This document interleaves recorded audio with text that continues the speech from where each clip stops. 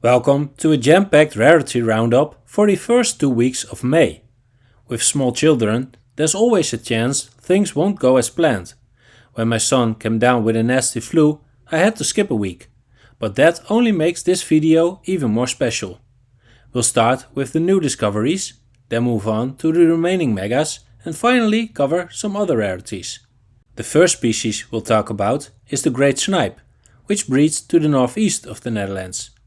During this period, no fewer than 4 were found, 3 of which were photographed.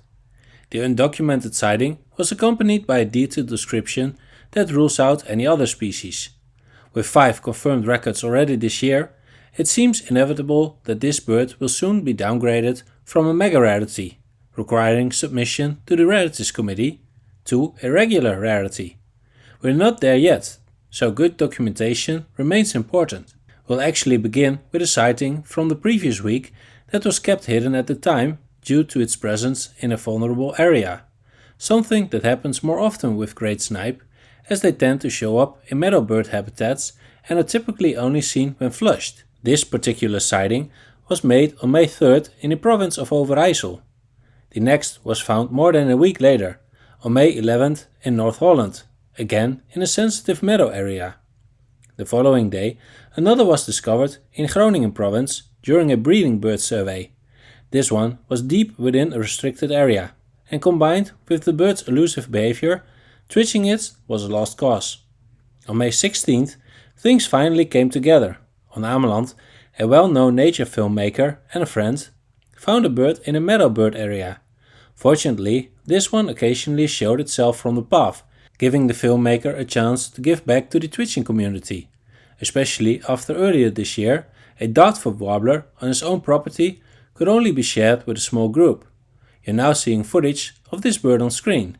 The full adventure will be featured in an upcoming episode of the 250 Bird Challenge. The final great snipe was found a day later. The observer spotted a snipe and managed to get a photo. He ran it through observator.org's image recognition software, which, thanks to the prominent white tips on the wing coverts, rightly suggested great snipe. The bird was seen again twice early the next morning, but never became properly twitchable. As for other waders, there were reports of a greater yellowlegs in Gelderland and a bad sandpiper in Friesland, but both sightings are currently unconfirmed and will not be covered further here. Moving on to some rare eagles. An eastern imperial eagle was reported in Groningen, but that sighting also remains uncertain. Still, we're clearly talking about a very rare eagle, so it deserves a mention. On May 11th, at around 9:45 am, a lesser spotted eagle was spotted in Overijssel while the observer was enjoying breakfast. The same bird most likely flew over the Eemshaven around 1 pm, where it was picked up by a few migration counters, one of whom managed to film it.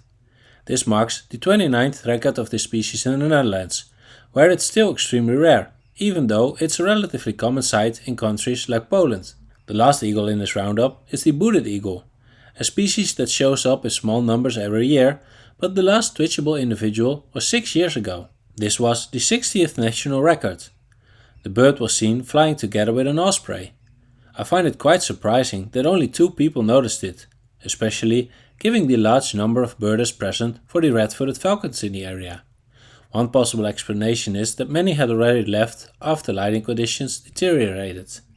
Unfortunately, the bird didn't stick around until the next day, which was the date of the Top of Holland bird race, a competition where the finder of the rarest bird in the northern 3 provinces wins a pair of binoculars. Our adventure from that day will also be featured soon on this channel. This year is already shaping up to be another strong one for the mega rare scops owl, with, at the time of writing, 3 or possibly even 4 records of this migratory owl. Unlike most owls, this species is a true migrant. The first sighting dates all the way back to May 3rd, but has only recently come to light. An audio recording was submitted, though the sound is extremely faint, making it difficult to completely rule out the somewhat similar call of the midwife toad. This observation was made in Limburg province. The second sighting also came from Limburg, recorded on May 6th. This record was much clearer, but unfortunately the bird wasn't heard again the following evening. The third sighting surfaced via Facebook. On the morning of May 13th, someone posted asking what sound they had heard, including a photo showing that the caller was perched in a tree. Only the name of the village was shared, but it turned out to be small enough for searchers to relocate the owl the following night. However, the bird was lit up far too often and for too long with flashlights in an effort to get photos. While it can be useful to quickly shine a light to check if the bird is ringed, like the scops owl in Delft a few years ago, which turned out to be ringed in Italy, excessive lighting is both disturbing for the bird and discourages others from sharing such sightings in the future. That's why Dutch Birding decided to report the fourth owl, once again found in Limburg, under embargo. This allows for more social control and significantly reduces the chance of problematic situations. If you don't want to miss any rare bird reports in the Netherlands, consider subscribing to Dutch Bird Alerts. Next up, a sighting of a species that has no accepted records in the Dutch national list yet. On the morning of May 9th, just before 7:30 am, two observers found a red-rumped swallow at the migration watch point on the northern tip of the island of Texel. The bird flew around for about 5 to 10 minutes before disappearing. A little while later, an observer relocated it among a group of house martins, before it vanished for good. This may be the first acceptable record of the eastern red-rumped swallow for the Netherlands. I phrase it that way because a bird from 2013 also showed many features of this species. That one was not accepted, as the Rarities Committee felt that European red-rumped swallow could not be conclusively ruled out, perhaps because the broken neck collar wasn't clearly visible. The photos of the Texel bird are of lower quality, but they do show key features like the streaked underbody, uniformly colored rump, broken neck collar, and an overall darker appearance. Perhaps this case will even prompt a review of the 2013 bird. Both observers are long-time twitchers, and especially relatively to their age, rank quite high on the national birding leaderboard. A welcome find for them. For one of them, this marks the third new taxon for the country, following a Caspian stonechat and a blackpoll warbler. The Wadden Island Bird Festival had just begun on May 9th, so everyone was hoping the swallow would stick around like several of the bee-eaters had. Sadly, that hope turned out to be in vain, a true blocker for the finders. On the morning of May 14th, a red-backed shrike was reported from Lentevreugd in Zuid-Holland. While no longer rare nationwide, this species is still a local rarity here, enough of a reason for a local patch birder to check it out. While searching, the observer suddenly stumbled upon a woodchat shrike, a very cool and rare species, though not one that requires formal submission. However, this particular bird showed very little white in the wings, raising the possibility that it might belong to the Balearic subspecies. If accepted, this would be just the third record of this taxon for the Netherlands. Right now, it's unclear whether the bird shows enough defining features for this to be confirmed. Different sources give different margin values for certain traits, and the importance of those traits also varies between references. And there's the challenge of interpreting field marks correctly at a distance. Is the bill short and thick enough? Is that even a reliable feature? Or is there too much variation? In flight photos, the bird shows quite a bit of white for a Balearic bird, but while perched, much less so. So which feature carries more weight? It's up to us to convince the Rarities Committee that this is indeed a Badius, the Latin name for this subspecies. Though of course the committee will do their own research as well. At the time of writing, the bird is still present. On May 13th, a possible collared flycatcher was reported from the province of Drenthe. The bird was seen by a father leading a school camp, who didn't have time to stop and record the sighting. Fast forward 2 days, and further north in the province of Groningen, things got more concrete with a bird spotted from a birder's own backyard. It was calling, and the birder immediately recognized the sound from years ago. Still, the bird was extremely elusive, staying high up in leafy treetops and hardly showing itself. After midday, it wasn't seen for hours, but just after dinner, it was thankfully relocated. After dipping the bird earlier that afternoon, I headed back. It was much more vocal now, though the bird remained barely visible. Just a flash of black and white through the canopy. That was it. Luckily, I managed to record a short video showing only half of the bird. But hey, it counts. This is the 46th record of this species, which breeds not all that far from the Netherlands. While sightings have become a bit more frequent in recent years, it's still rare enough to remain a species under review. This sighting once again shows how many rare birds in the country we never even notice. If this one hadn't chosen the garden of a birder who also happened to recognize its call, we would have never known it was there. All the more reason to get outside often. There are still plenty of rarities waiting to be found. The Iberian chiffchaffs in the North Holland Dune Reserve, Schimmenekoog and Emmeloord, were still around during this period.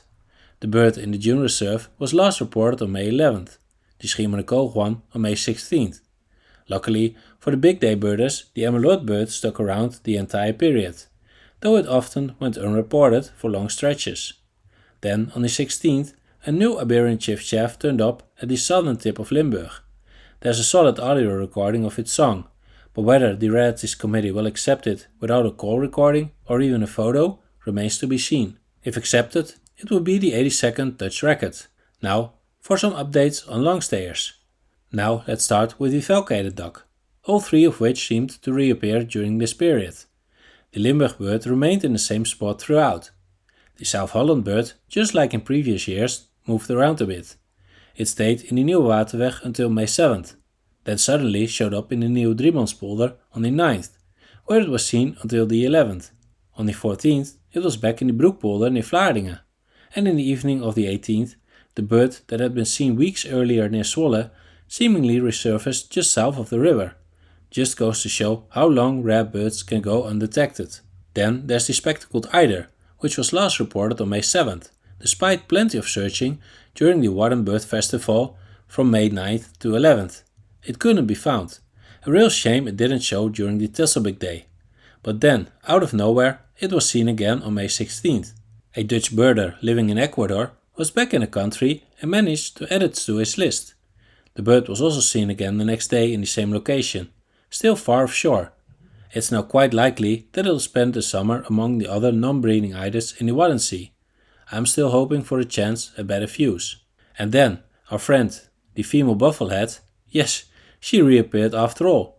Turns out she was already seen on April 28th at Lepelasplossen, but it took until May 6th for a follow-up sighting. From that point, she stayed until May 14th. I went on the 15th. Typical. Still no footage of this bird. Who knows, maybe she'll pop up again. Or perhaps she's finally moved on. Maybe we'll get another shot this autumn. Now on to waders. The long-billed dowitcher at the Amstermeer was present until May 11th. Perfect timing for anyone wanting to combine it with the Wadden Bird Festival on Texel, like Willem and I did. The views weren't quite as spectacular as the famous bird from a few years ago near Tholin, which I've featured in these updates several times. But still, it showed nicely.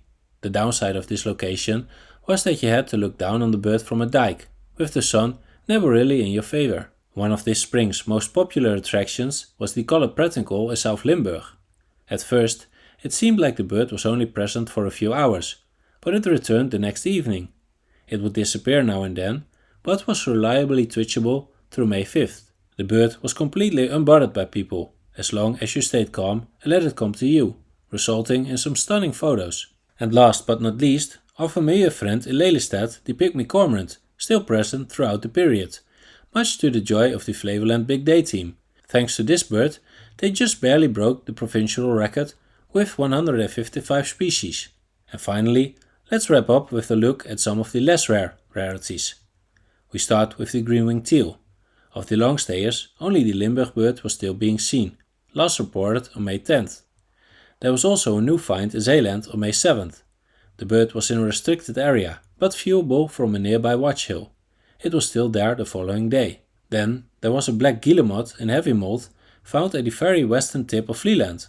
The bird is transitioning into summer plumage and is only really accessible via the Vliehorse Express. This period also brought the year's first corncrake. One bird had been calling near Haarlem and was twitched by many. A second bird was reported from Egmond aan den Hoef, starting May 17th. American golden plovers were still present on both Ameland and Schimmenekoog. The Ameland bird was seen through May 11th. The Schimmenekoog bird was present until May 8th, but then reappeared on the 17th along the southern mudflats east of the ferry terminal. Stoneculus also made a comeback with a total of 4 flyover calling birds. One in the Kennemerduinen, one in Friesland, one in Utrecht and one in Gelderland. Some have suggested that the Kennemerduinen bird might actually have been a grey plover, which followed a similar migration route around the same time. We also saw the first wave of pectoral sandpipers this period. with one in a restricted area in Zeeland, and others near Almere, on Texel and in the Lauwersmeer. Hopefully, many more will follow. One species that really exploded in numbers was the broad-billed sandpiper. They were found all over, sometimes even in small groups at the same site. Here's a breakdown of what we've had. May 6th, one at the Dollardkwelders. May 10th, one at the Putten near Kampenduin. May 16th, one in the Mokbaai on Texel, one at Eesemekeeg en Bochtjesplaat in the Lauwersmeer, and one in the marina on Schiermonnikoog. May 17th, one inland near Arnhem, a second bird at Bochtjesplaat, 3 more at a high tide roost on the eastern Lauwersmeer, and another in the Breedbadpolder. May 18th, one at Den Oever and 1 more on the mudflats near the Emmerpolder.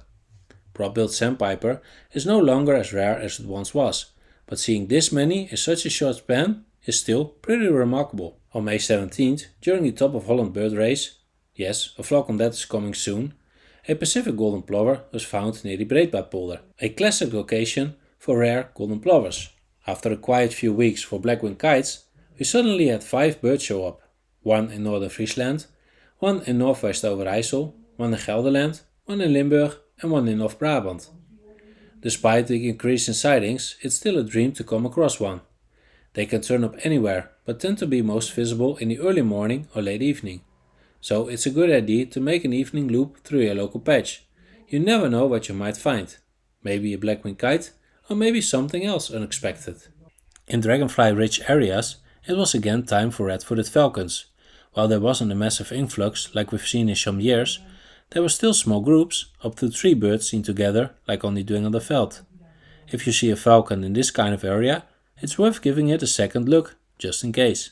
One species that hasn't become any less rare since being removed from the list of review species is the citrine wagtail. The first one of the year was a female, found during a guided walk in the dunes near Katwijk. This eastern species, which breeds as close as Poland, shows up in widely varying numbers year to year. Why that is, I honestly don't know. Bee-eaters also had a great run this period. These southern breeders, who nest in small numbers in the Netherlands, seem to thrive under the dry, calm weather. Overflying birds and small groups were seen in many places, often delighting fieldworkers lucky enough to catch one flying overhead. Let's hope they raise many young this year. The final species of the week is the common rosefinch. The first of the year was found on May 17th, also during the Top of Holland bird race, and not even along the coast, but inland, at one of the most beautiful locations in the country, home to breeding species like wryneck, red-backed shrike, golden oriole, turtledove and other woodland and heathland birds. It was a second calendar year male, still entirely grey. Only in the second year do they turn that brilliant red, like the one shown on screen now. Sadly, the bird was not twitchable. It stopped singing shortly after it was discovered and couldn't be relocated, despite many birders giving it a solid try. Thanks again for watching. May isn't over yet, and surely we've got at least one more blockbuster twitchable rarity coming our way. Good luck out there, and see you next time.